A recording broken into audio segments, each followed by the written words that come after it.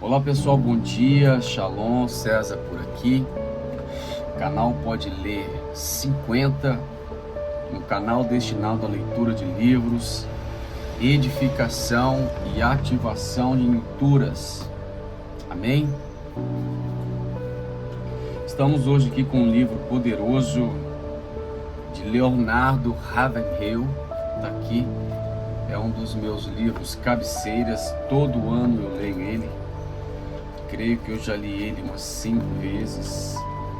É um livro que eu não preciso nem terminar a leitura, eu já sou ativado nele.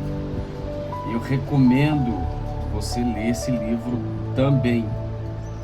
Eu sou bem suspeito, mas para quem ama avivamento, quem ama a glória de Deus, quem ama o fogo, a presença de Deus, não pode deixar de ler esse livro, tá bom? Recomendo de verdade, porque tarda o pleno avivamento. Leonardo Ravenhill. Vamos ler aproximadamente uns 30 a 40 minutos. É a média mais ou menos que eu gosto de fazer a leitura aqui no canal. E o que faltar nós vamos passando para os próximos capítulos. A princípio temos nele aqui 20 capítulos. Então vamos ver aqui mais ou menos 40 minutos até onde nós iremos, ok? Seja abençoado em nome de Jesus. Eu oro e eu abençoo a sua vida. Declaro sobre a sua vida a abertura dos ouvidos espirituais, para que ouça a voz do Senhor e entenda que Ele está te chamando para um lugar secreto, um lugar onde Ele vai abrir os seus ouvidos e falar contigo.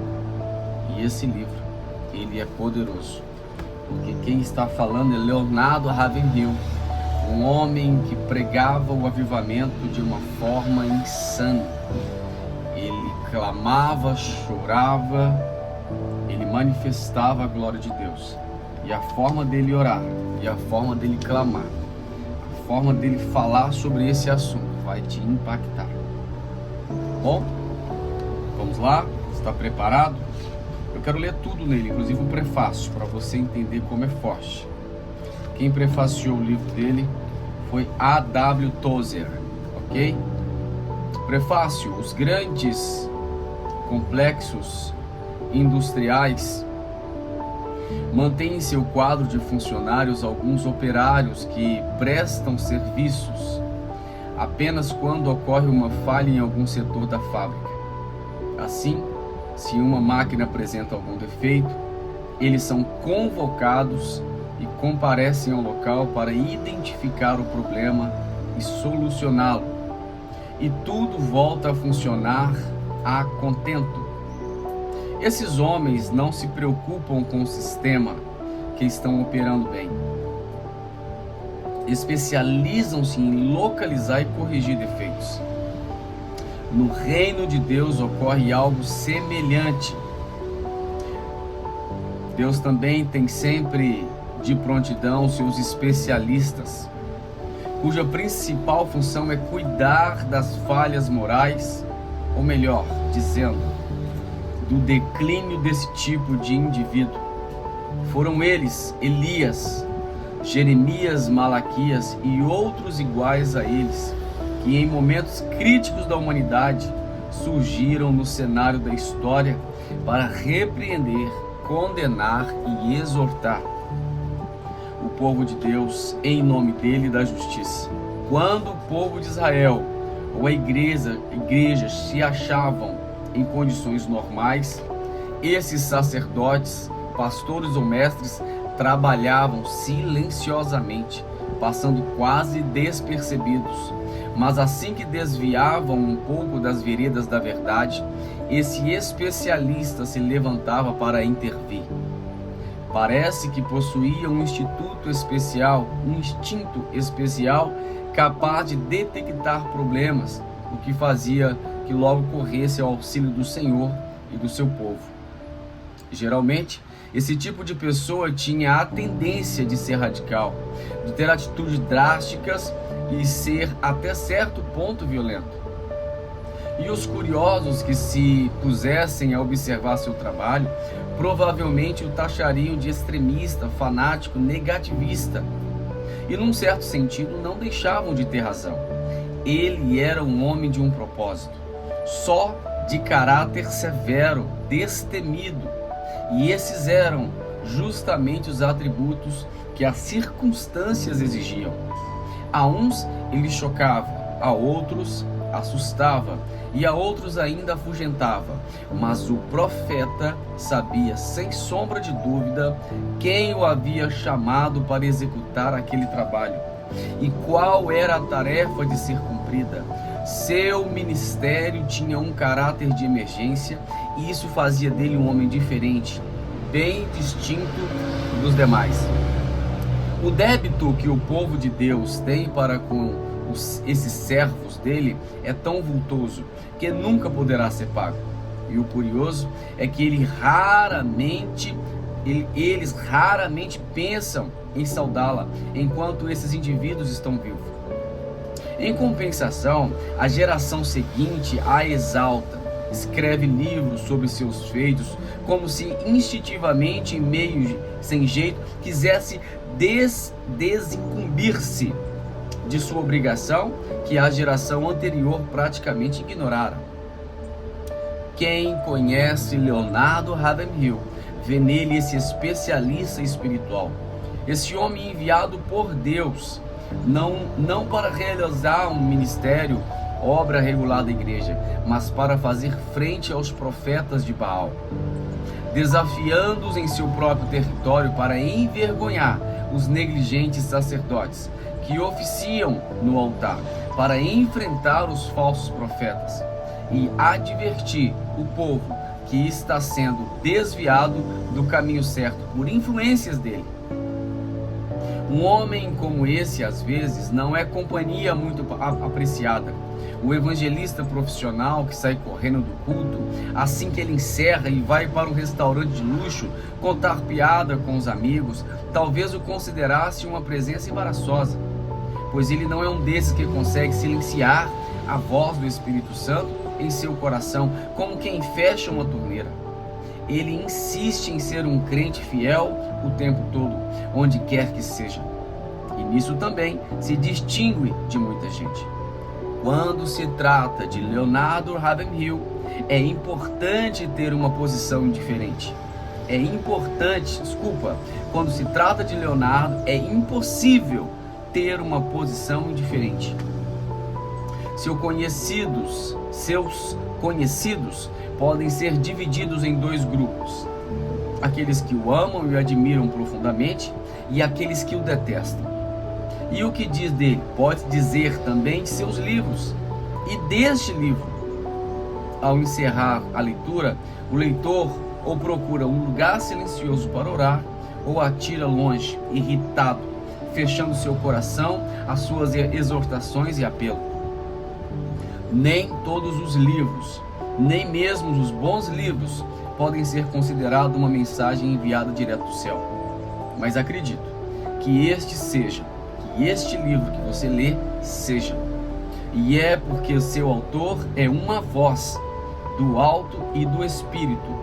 E o Espírito fala através dessas páginas. A.W. Tozer. Esse foi o prefácio deste homem. Segundo prefácio, olha isso. Segundo prefácio, quem prefaciou agora foi George Foster, da edição brasileira.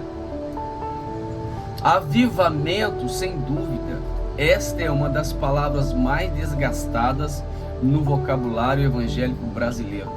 Mas quando Leonardo Ravenhill escreve sobre avivamento, ele não toma partido entre carismáticos e tradicionais, e nem toma conhecimento das questões debatidas entre eles. Para ele, a questão não é se tocamos bateria em nossos templos ou se levantamos as mãos no culto de louvor. Ele nos chama a levantar um clamor a Deus para que Ele fenda os céus e desça com poder e autoridade para tornar seu nome notório na presença de seus adversários. Isso é forte. Isso é forte. Uau! Fazendo as nações tremerem diante dele. Leonardo Ravenhill não brinca em serviço e não dá moleza para quem está com a vida acomodada na igreja do Senhor. Cansado de ver a esposa de Jesus debilitada pela carnalidade, ele dá um puxão de orelha bem dado e faz cobranças de santidade, poder e oração que poucos têm coragem ou autoridade para fazer. Ele chama os crentes a orar, porque ele ora, e ora como poucos que já ouvi. Muitos perguntam, por que tarda o pleno avivamento? Ravenhill responde com palavras incisivas e inconfundíveis. Escrito em 1959, essa obra, este livro tardou a sair em português, mas minha oração é que está sendo lançado no momento certo para despertar uma igreja confusa, mundana e enfraquecida para um grande derramamento do Espírito Santo. Só assim ele cumprirá seu papel profético de família de Deus, corpo, esposa e habitação de Cristo. Esse prefácio foi escrito em Belo Horizonte, outubro de 1989, pelo George R. Foster. Introdução. Eis minha pequena oferta de pães e peixe. Um lanchezinho simples, sem beleza, nem o sabor de um bolo de aniversário. Sinto-me como um marinheiro que vi surrando um soldado certa vez. Por quê? Explicou ele. Esse sujeito xingou minha mãe. O meu Senhor também foi insultado e a sua igreja vilipendiada.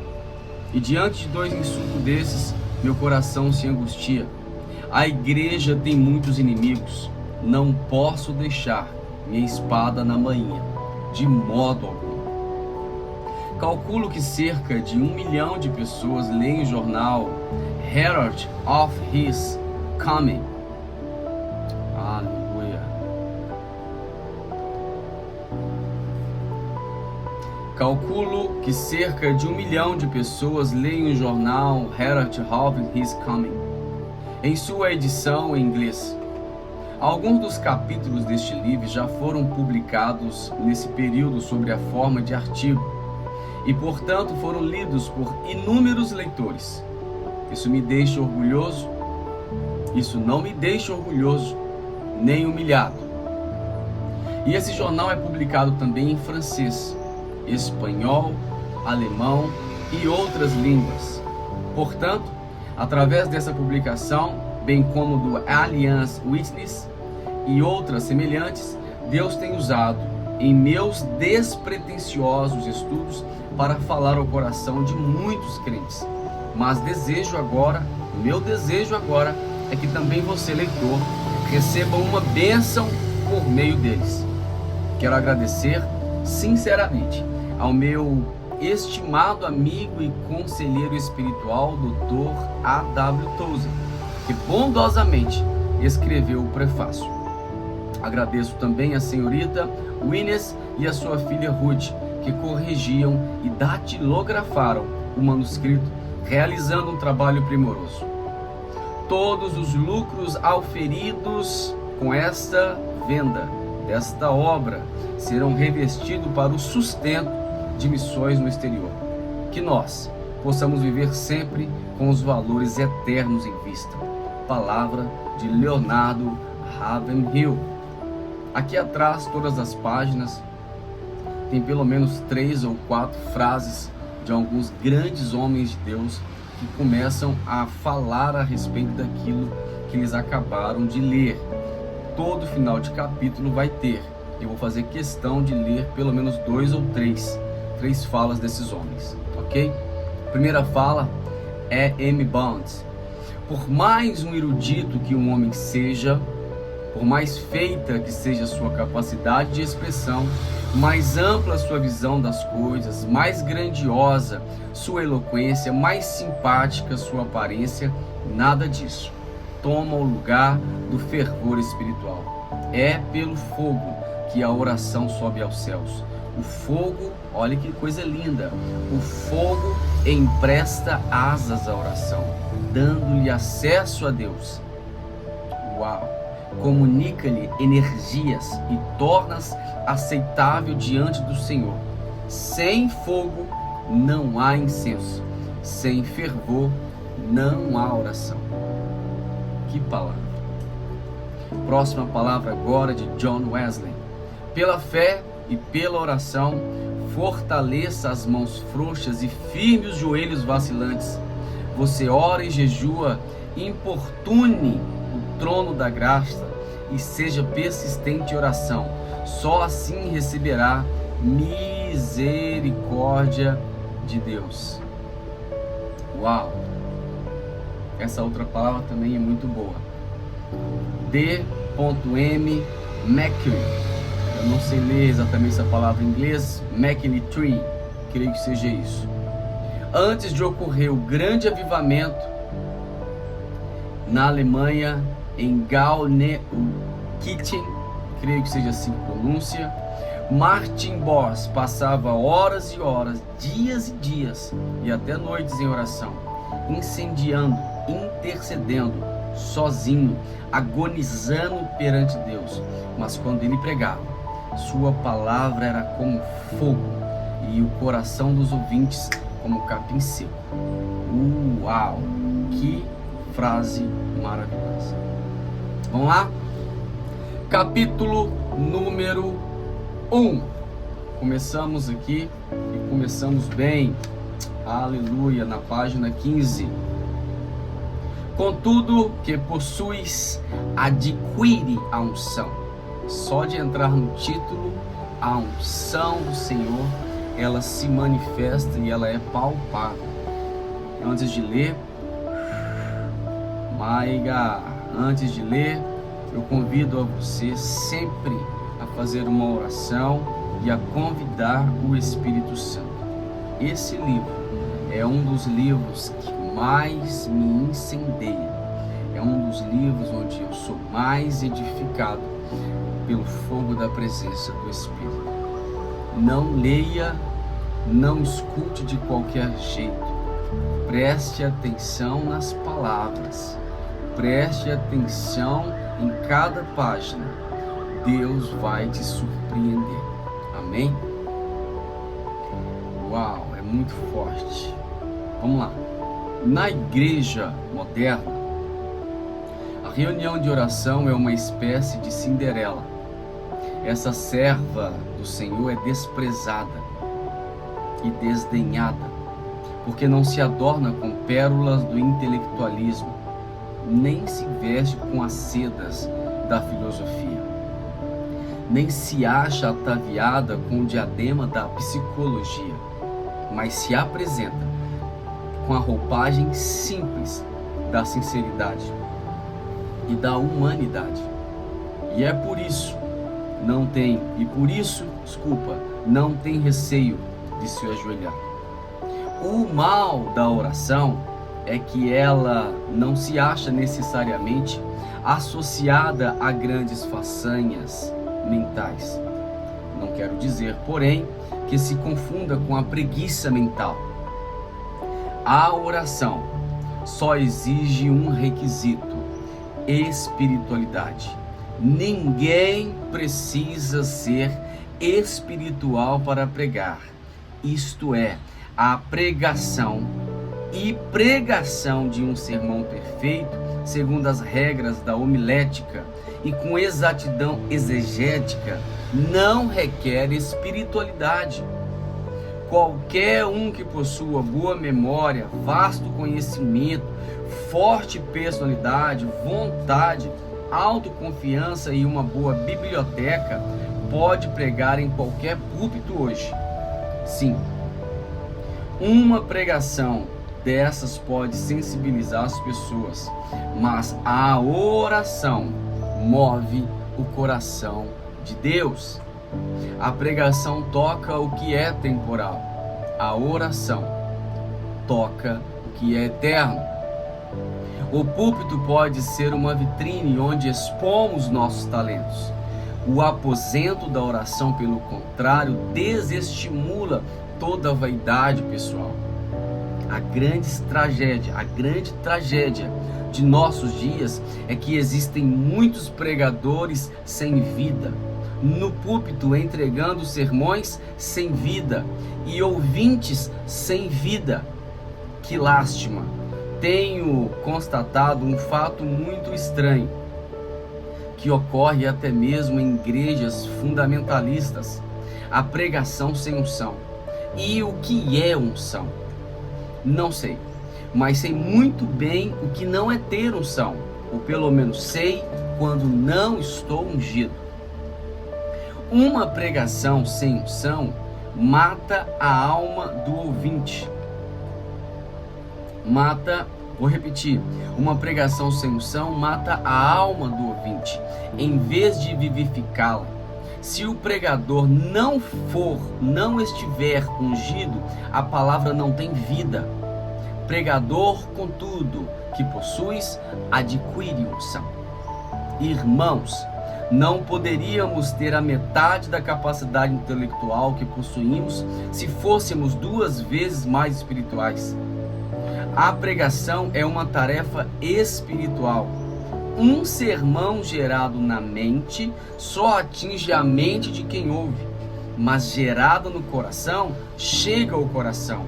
Um pregador espiritual, sob o poder de Deus, produz mentalidade espiritual em seus ouvintes.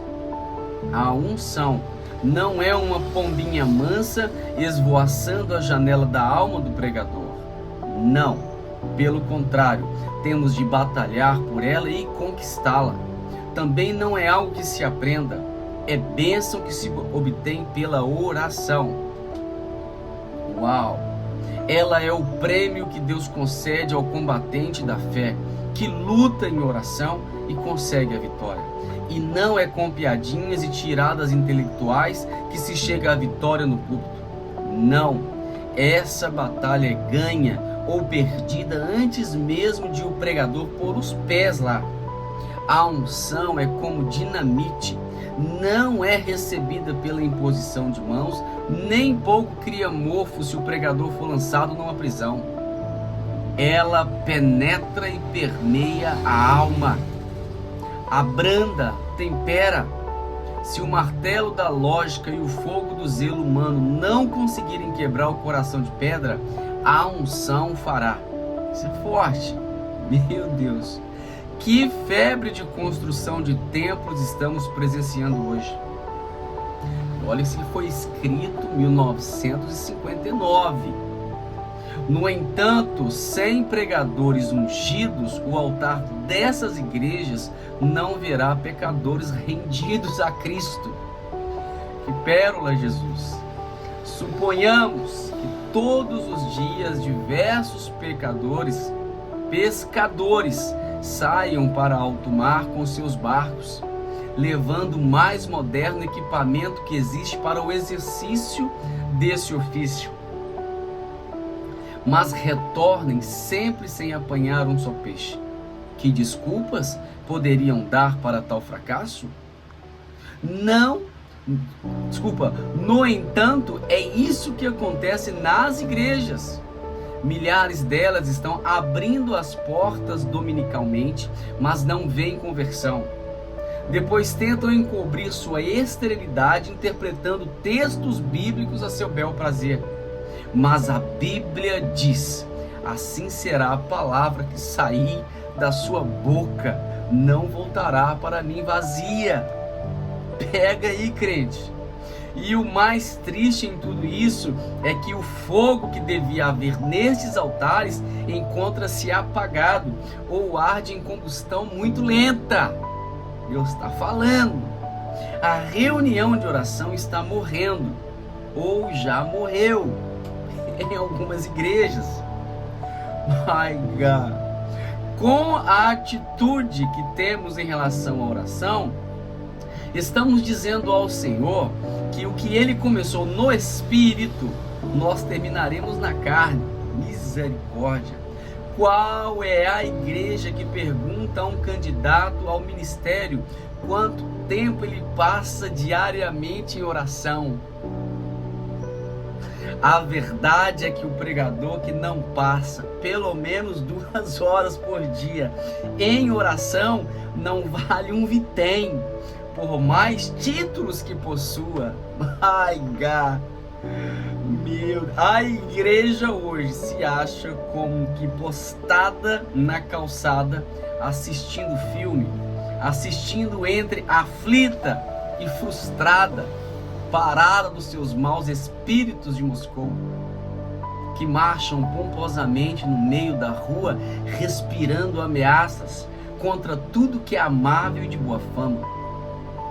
Além disso, no lugar da regeneração, o diabo colocou a reencarnação. No lugar do Espírito Santo, colocaram os espíritos guias. No lugar do verdadeiro Cristo, o anticristo.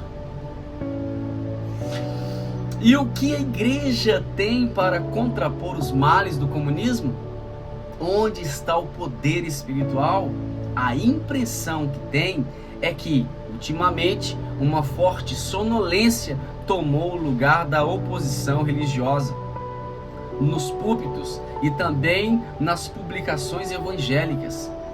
Quem hoje batalha diligentemente pela fé, uma vez por todas, que foi entregue aos santos? Onde estão os combatentes divinamente ungidos de nossos púlpitos? Os pregadores que deviam estar pescando homens, parecem estar pescando mais elogio. Oh, meu Deus! Os que costumavam espalhar a semente agora estão colecionando pérolas intelectuais.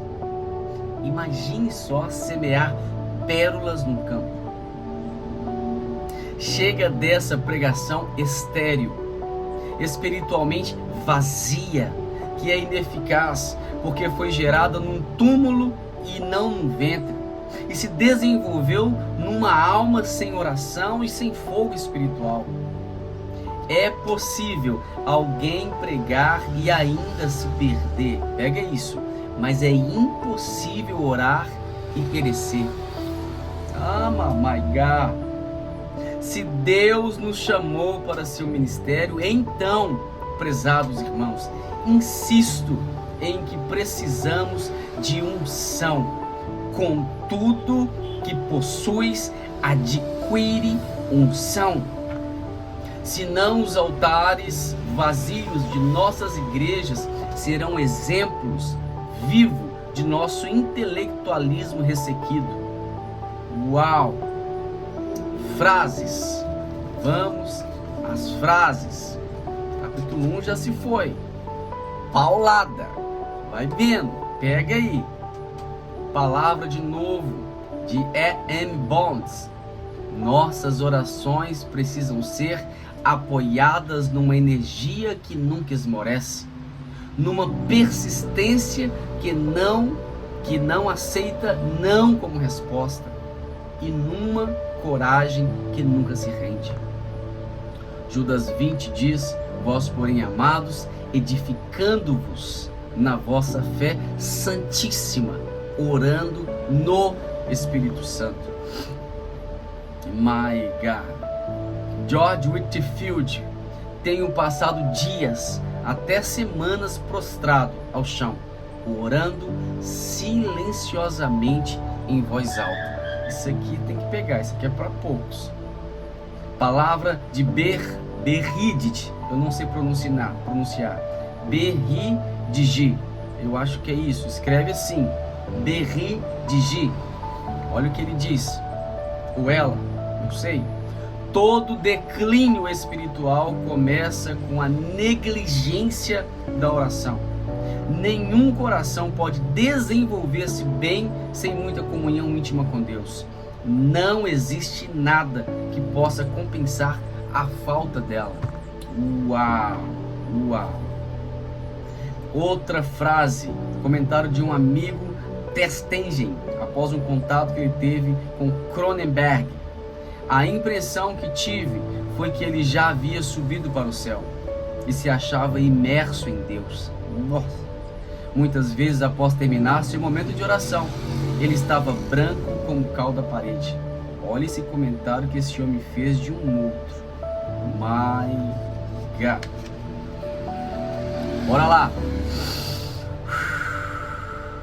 Capítulo número 2. A oração. Esse capítulo é maravilhoso. A oração toca a eternidade. A oração toca a eternidade. Meu Deus. Vamos lá.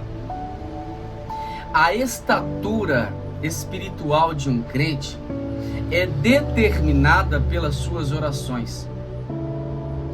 O pastor, eu vou ter que repetir. Nossa, isso aqui é muito forte. A estatura espiritual de um crente é determinada pelas suas orações. O pastor ou o crente que não ora está se desviando. Pega aí, crente. O púlpito pode ser uma vitrine onde o pregador exibe seus talentos, mas é no aposento da oração. É no aposento da oração. Não temos como dar um jeito de aparecer. Embora a igreja seja pobre sobre muitos aspectos, é mais pobre ainda na questão da oração. Contamos com muitas pessoas que sabem organizar, mas poucas dispostas a agonizar. Muitas pessoas contribuem, mas poucas oram. Muitos pastores, pouco fervor. Muitos temores, poucas lágrimas. Muitas que interferem, mas poucas que intercedem. Muitas pessoas que escrevem, poucas que combatem. Se fracassarmos na oração, fracassaremos em todas as frentes de batalha. Forte? Tem mais. Há 2 requisitos para ter uma vida cristã vitoriosa. São visão e fervor. Ambos nascem na oração e delas se nutrem. O ministério da pregação é de poucos. O da oração, o mais importante, é de todos. As atividades humanas será aberta. As atividades humanas está aberta a todos. Porém, as criancinhas espirituais comentam sem o menor constrangimento. Hoje não vou à igreja, é dia de reunião, de oração. E é bem possível que Satanás não tema grande parte das pregações de hoje. Mas a experiência do passado leva-o a regimentar todo o seu exército infernal para lutar contra o crente que ora. Os crentes de hoje não têm muito conhecimento da prática espiritual de ligar e desligar. Olha como é forte. Embora essa realidade nos tenha sido delegada por Deus, o que tu ligares na terra, pegou? Você tem feito nisso? Você tem feito isso? É uma pergunta. Deus não desperdiça seu poder. Se quisermos ser poderosos na obra dele, temos que ser poderosos com ele. O mundo está marchando para o inferno em ritmo tão rápido que, se comparado aos modernos aviões supersônicos, estes pareciam tartarugas. E, no entanto, para a vergonha nossa, nem recordamos quando foi a última vez que passamos uma noite toda em oração a Deus, suplicando-lhe que derrame sobre nós avivamento e que abale esse mundo. Pega aí, crente. Não temos compaixão pelas almas. Estamos pensando que os andaimes são os prédios. As pregações de hoje, com sua falha interpretação das verdades bíblicas, nos levam a confundir a agitação com unção e comoção com avivamento. O segredo da oração é orar em secreto. Inclusive, faço uma abertura a partir daqui. Após esse livro, pretendo ler com vocês um livro que Deus nos entregou, Deus me entregou, chamado A Intimidade na Oração. Lá o Senhor nos revelou muitas verdades. É algo tão forte que eu já li ele algumas vezes ainda não publiquei, mas será um dos a publicar com certeza. Amém? Nós vamos ler esses livros, creio que o próximo vai ser esse. Continuando. Quem se entrega ao pecado para de orar, mas aquele que ora para de pecar. Eu vou repetir. Quem se entrega ao pecado para de orar, mas aquele que ora para de pecar. O fato é que somos pobres, mas não humildes de espírito. A oração é profundamente simples e ao mesmo tempo profunda. É uma forma de expressão tão simples que até uma criança pode exercitá-la, mas é igualmente tão sublime que ultrapassa os recursos da linguagem humana e esgota seu vocabulário. Lançar diante de Deus uma torrente de palavras não irá necessariamente impressioná-lo ou comovê-lo. Uma das mais significativas orações do Antigo Testamento foi feita por uma pessoa que não pronunciou palavras. Seus lábios se moviam, porém não se ouvia voz nenhuma. 1 Samuel 1,13. Olha que forte isso. De fato, Ana não tinha grandes dons de oratória. Sem dúvida existem gemidos inexprimíveis, gemidos, sons de difícil interpretação. Uau! Será que nos encontramos num padrão tão inferior ao dos cristãos neotestamentários que não possuímos mais fé dos nossos antepassados? Com todas as suas realizações e implicações, mas somente a fé emocional de nossos contemporâneos? A oração é para o crente o que o capital é para o homem de negócios. A oração é para o crente o que o capital é para um homem de negócios. Não se pode negar que a maior preocupação da igreja hoje são as finanças. E, no entanto, esse problema que tanto inquieta as igrejas modernas, na era moderna, o que menos perturbava no Novo Testamento era o que menos perturbava. Hoje damos mais ênfase à contribuições. Eles a davam à oração. Em nossos dias são muito poucos os que estão dispostos a assumir a responsabilidade de orar inspirados pelo Espírito. E para esse tipo de oração não há substitutos.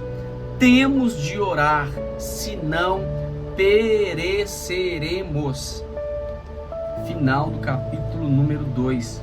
Vamos aqui pelo menos a 3 frases. Gente, essas frases que acontecem no final dos capítulos, elas são marcantes. Algumas delas ficam cravadas no nosso coração. Outras delas nós levamos para cima do altar. Poucas dessas nós trazemos para dentro do nosso ser, porque são palavras direcionadas com um objetivo de te dimensionar para exatamente a revelação que o escritor, que essa pessoa, enquanto escrevia, Deus falava com ela. É muito forte. S. Chandivsky, eu creio que se pronuncia assim, tá? Não briga comigo se eu estiver errando o nome dos autores, mas é isso. Olha o que ele diz: a pior maldição que um povo pode sofrer é ter uma religião movida à base de mera emoção e sensacionalismo. A ausência de realidade espiritual já é trágica, mas o aumento da falsa espiritualidade é pecado mortal. Forte, né? Palavra de P.T. Forsti. Seria muito bom se nós deliberássemos da ideia de que fé é uma questão de heroísmo espiritual, que apenas alguns cristãos seletos conseguem ter. Existem os heróis da fé, é verdade, mas a fé não é apenas para os heróis, é uma questão de maturidade espiritual, é para os adultos em Cristo. Olha que frase forte. Outra frase, Matthew Henry. Sempre que Deus tenciona exercer misericórdia para seu povo, a primeira coisa que faz é levá-los a orar. Meu Deus. Eu vou ler mais duas frases, vou ter que ler. Frase novamente de S. Chandivkis. A verdade sem entusiasmo, a moralidade sem emoção e o ritual vazio de realidade são coisas que Cristo condena severamente.